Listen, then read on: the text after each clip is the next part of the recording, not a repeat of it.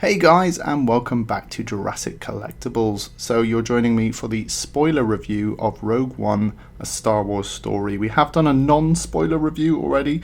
Link to that is down below, but this one will contain spoilers. So if you don't want anything spoiled, then stop listening. But I'm assuming you've seen the film if you're listening now, and you just want to hear my thoughts on the film.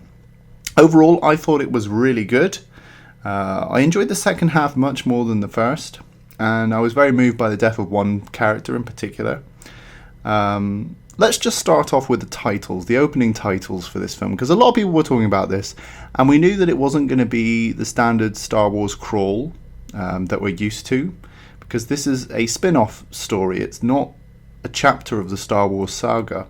So I was very interested to see what the titles were going to be like, and it started off with the long time ago in a galaxy far, far away blue text, but then it cut straight in to the footage of the film.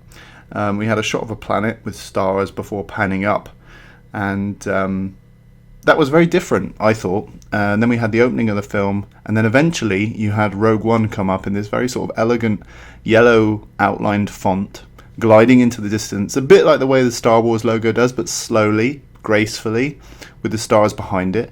And the music that accompanied it wasn't the Star Wars theme, it was its own theme. Very Star Wars-like, but definitely its own theme.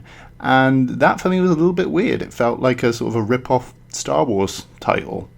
A bit different. But I'm sure, I'll get used to it on rewatch. But yeah, that was an interesting thing. The titles were different. No Star Wars crawl. So let's get into the story. Jyn Erso was played by Felicity Jones. I thought she did a really good job with this character. She's introduced as a little girl, played by a younger actor, living with her mother and father on a farm. And the Empire arrives in the form of Director Krennic. Now, he's the bad guy, and he's flanked by stormtroopers, and they've come to take Galen, Jyn's father, for reasons unknown. In the process, Jyn's mother is killed. Now, at the time I watched the film, I felt this death scene was underwhelming and could have been much more moving if the father had begged for her life or shown more emotion. I don't know if they were trying to underplay this on purpose to make Jyn's father seem a little bit more cold, but I felt like this could have been way more emotive. Anyway, Jyn runs away and is raised by an acquaintance of the family, an anti-Empire gangster sort of guy called Saw Gerrera, and he's played by Forrest Whitaker. Great actor, interesting character, a little bit underplayed, but anyway, it transpires that when Jyn was 16, Saw Gerrera, played by Forrest Whitaker, abandoned her, and she has been in and out of Imperial prison since. The film is full of characters that are neither good nor evil. Gareth Edwards, the director, claimed very early on in the production that he wanted to focus on the grey area of morality in the universe, and I can see this throughout the film. Saw Gerrera, played by Forrest Whitaker, is a good example of that. He's seen torturing a pilot one minute and then telling Jyn passionately to rebel against the Empire the next. So is he good or is he bad?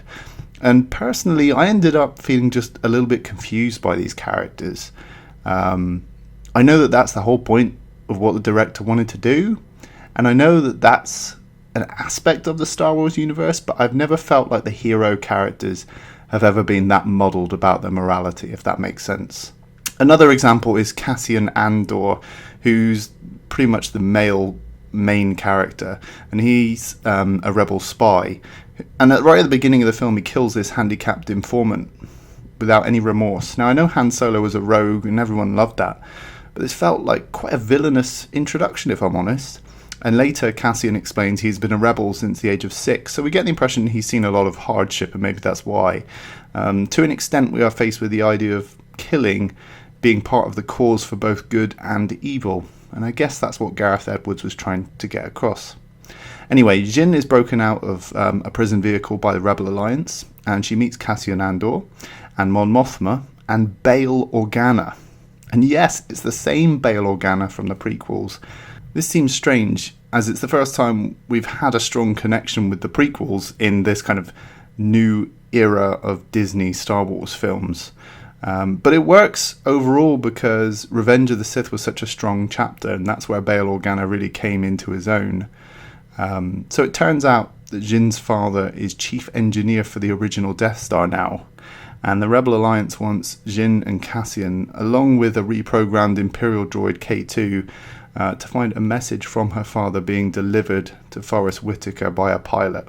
It's quite long-winded. Jin and Cassian find the pilot with her father's message at Forrest's hideout, and her father's message is basically the crux of the film. So it turns out that Galen, Jin's father, has purposely built a weakness into the Death Star, the famous thermal exhaust port that Luke exploits in A New Hope. Now, early on in the production of Rogue One, John Knoll, VFX mastermind at ILM, pitched his idea to the newly appointed head of Lucasfilm, Kathleen Kennedy. And I think this was probably the nugget of his idea, the fact that someone built a weakness into the Death Star. Because let's face it, it's been an elephant in the room since 1977. Why would anyone build a super weapon that way? So I thought that was a rewarding bit of exposition. So we're introduced to another familiar face on the Death Star, Governor Tarkin, Director Krennic's superior. Now, Tarkin is played by the same Peter Cushing from A New Hope, an actor who's now dead, deceased. Rest in peace. How is this possible? Well, Governor Tarkin is entirely CG. He's a computer-generated actor. Now, I found this both amazing and highly distracting. The voice and performance was very convincing, but he's still clearly digital. It felt like a very well done game cinematic, if I'm honest. Just something that's where games are going in the future. I'm not even sure how I feel about deceased actors appearing in the film. For me, something about it is a bit unnerving. Either way, every line of dialogue from Tarkin washed over me as I just kind of studied his face in awe. As well as Tarkin, Rogue One features a succession of character reveals from the franchise. We've got, I think it was Dr. Evazan, Ponda Baba, Mon Mothma, Bail Organa. We've got old veteran X-Wing pilots, Gold Leader and Red Leader, Darth Vader, and one final character that I'll come back to at the end. It became a bit self-congratulatory every time this happened, I have to be honest, and I don't think this is going to bode well for it over time. I think you're going to look back at the film, and when they do these big reveals of each character, you're going to be like, okay, well, they didn't do this in A New Hope, they didn't do this in Empire Strikes Back. So these kind of big reveals are very short-lived. They're going to be short-lived, and they're going to be nice for the first time you see the film, but they're not going to help the story when you rewatch it. Darth Vader featured in 2 scenes, both very entertaining and reverent. A bit too reverent in some ways. Vader felt a bit too powerful for sort of a pre-New Hope adventure. His power felt much more like his presence in Empire Strikes Back, when I'd always assumed that he'd got a promotion because he got that new ship and the huge Star Destroyer. So I suppose it's possible he had that ship all along. I don't know. But yeah, he definitely felt more powerful than sort of pre-New Hope. So even though the theme of grey morality in war is dealt with in the dialogue, it makes the first half of the film feel a bit ambiguous and unclear who you should root for. Obviously you're rooting for Jin, that's obvious, but the rest of them you're not sure about. And it's only when the characters take on classic heroic roles in the second half that the film really takes off. The Rebel Alliance deems the stealing of the Death Star plans too risky. So Jin and a bunch of mercenaries she has met along the way decide to rebel against the rebels, so to speak. And I found this fun as an idea. They head to the beach planet, where a big satellite dish base with all the Imperial data is located. Now, 2 of the mercenaries work really well as characters, I thought. One's called Chirrut, and he's a Force enthusiast, that's the only way I can describe him, and Baze, his grumpy, laid-back friend, are really lovely Star Wars characters. Chirrut's heroic death and Baze's reaction almost moved me to tears, I have to be honest, that was really cool. The battle in the second half is just brilliant. I'd argue it's as exciting as the second half of New Hope when you first watch it, if that makes sense. Director Krennic sees his best laid plans falling around him, and this really is entertaining to watch. As the Rebel Alliance learns of the daring mission, they dispatch their X-Wing squadron to help them with the fight, and the Rebel fleet arrives behind them in a really dramatic shot where they're all coming out of hyperspace. There's cameos left, right and centre. Jin, Cassian and K2 find the Death Star data tapes. and they actually have tapes, and they upload them to the rebel fleet via that little satellite dish on top of the base. In a final move, Tarkin orders the entire base destroyed by the Death Star, and Jyn and Cassian face the mushroom cloud blast together as heroes, so they both die, and pretty much the whole team dies. As the plans are uploaded to the fleet, instead of distributing the data across like loads of droids and escape pods, the rebels decide to store the data on just one large SD card. Well, Vader comes angrily chopping with his red lightsaber at the end to retrieve the big SD card and fails. But it's a great scene and shows off Vader in a really nice rage. The card is delivered to our final cameo character. Okay, and this is a young Princess Leia. And she too is a digital actor, and the shot again is self-congratulatory and odd, if I'm honest. If this wasn't enough, it turns out that we're on board the Blockade Runner, and it's the same one featured at the start of New Hope, and the story connects directly to Episode 4. The Blockade Runner is dispatched and jumps into hyperspace, and that's pretty much the end of the film.